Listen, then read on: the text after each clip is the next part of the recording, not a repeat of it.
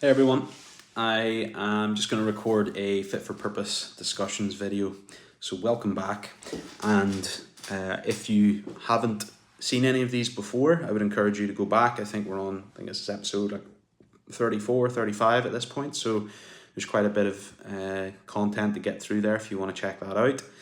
And today I'm going to talk about a concept known as fitness IQ. And we obviously all know what IQ in general is. It's a measurement of intelligence or intellectual capacity. That's obviously based off the official test for IQ. But fitness IQ is something I heard quite recently, probably over the last few years really, that I think is so important for people to become sustainable and self-sustaining in their health and fitness endeavors. And I think it's a cool topic, so I'm going to talk about it. I'm just going to riff off the top of my head, and you can jump off if it's not appealing to you, but there's some stuff that I think is cool about it. So when it comes to fitness IQ, what I actually mean by that, fitness IQ is your ability to, and this is my personal opinion of what fitness IQ means. I'm sure there's a lot of people have different ideas, but having a CrossFit background and a background in functional fitness in general, and bodybuilding, a lot of my training has been based off, as you would expect, my own goals. But something I've developed over the past 13, 14 plus years of training is my understanding of how my body responds to certain movements, and also an understanding of how I recover, how my body responds to particular fuel sources, what foods that work well for me before working out, what recovery protocols work well for my body post-workout and beyond, and what things that my body respond to in general. And I've been able to use this accumulated understanding of my body over the years to then become quite intuitive with how I train. So typically, I'm training for a marathon at the moment, so I'm following a very specific plan for running and building up my running and my running conditioning and endurance. So I've had to change my approach to training quite considerably over the past 9-10 weeks. There'll be 16 total weeks until I do the marathon, and I would always train just classic CrossFit protocol, lift heavy once or twice a week, do a long workout every now and again, live your life in a workout time domain of like 11 to 15 minutes, and then do some short workouts every now and again for that fast twitch, real punchy effort. And I found that to be really useful. Now, marathon training is a lot of long distance runs, obviously. So I've had to rethink the workouts that I do throughout the course of the week to complement my marathon training. And that's an element of fitness IQ.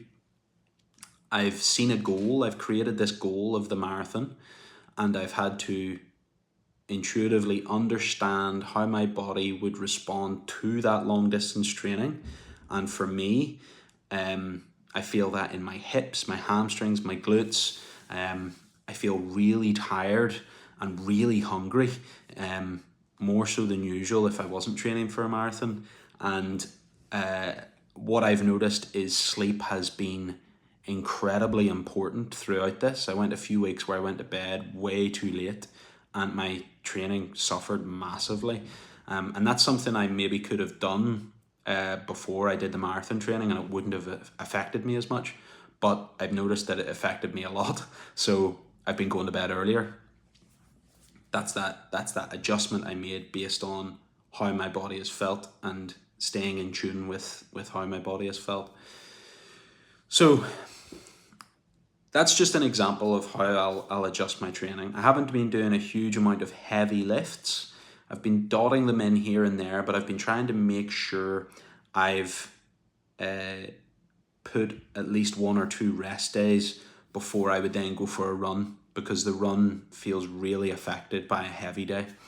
And over time, I've been able to find a nice rhythm that's complemented my marathon training. And you can play this game with all training goals, all elements of your health and fitness. One thing that I would highly encourage people to do, and it's why I use the Beyond the Whiteboard app for my programming platform, is it collects data so well. You can make notes after every workout. You can adjust workouts even after you've completed them. You can scale and put everything in there, that if you go to the last heavy back squat session you did, well, you can see exactly what it looked like, how it felt, and how your body felt, as long as you reflect and take all of those notes. And over time, the need for all that note taking will become less and less, because you'll naturally be more in tune with it, and you'll be able to develop a bit more of an understanding and ability to pivot your training style in the moment. And what that would maybe look like in practice is, say, right, Sunday, I'm planning all my training sessions, and Monday rolls around, great, I'll hit my Metcon, and I'll maybe hit an accessory piece. Brilliant, goes really well, body's feeling good. Tuesday comes along. On Monday night, I maybe had a really bad night's sleep.